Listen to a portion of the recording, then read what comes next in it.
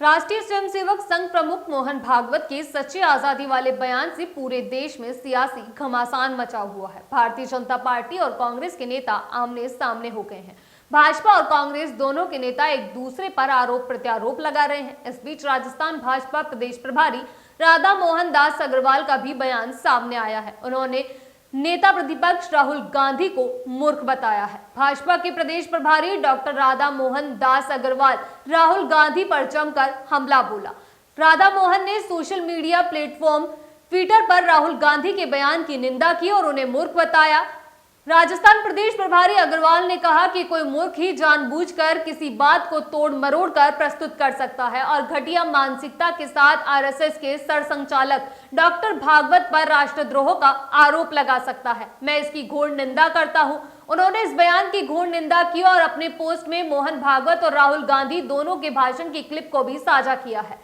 दरअसल हाल ही में आरएसएस सरसंघचालक मोहन भागवत ने कहा था कि राम मंदिर बनने के बाद भारत को सच्ची स्वतंत्रता मिली थी। राष्ट्रीय स्वयंसेवक संघ के प्रमुख मोहन भागवत ने कहा था कि अयोध्या में राम मंदिर के निर्माण की तारीख को प्रतिष्ठा द्वादशी के रूप में मनाया जाना चाहिए, क्योंकि भारत की सच्ची आजादी इसी दिन स्थापित हुई। इसके लिए कई शताब्दियों तक परचक्र का सामना हुआ। मोहन भागवत के इस बयान के बाद राहुल गांधी ने कहा था कि मोहन भागवत का यह बयान राष्ट्रद्रोह के समान है। राहुल गांधी ने इस दौरान कहा था कि उनका मतलब है कि अंग्रेजों के खिलाफ लड़ाई अवैध है, संविधान अवैध है।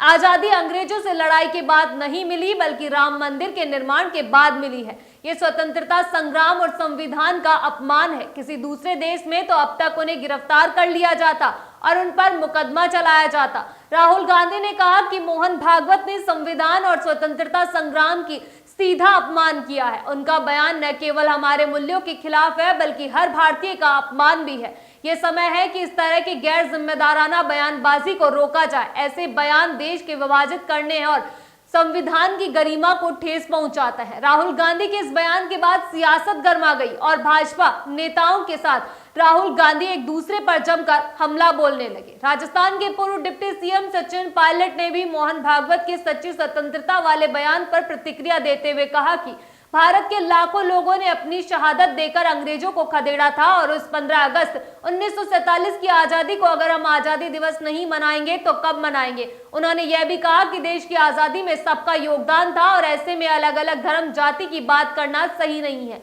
इस दौरान सचिन पायलट ने कहा कि भारत की आजादी में भारतीय जनता पार्टी और उनके सहयोगी दलों का कोई भी योगदान नहीं था, जबकि कांग्रेस के पास में स्वतंत्रता संग्राम के दौरान किए गए बलिदानों का इतिहास है।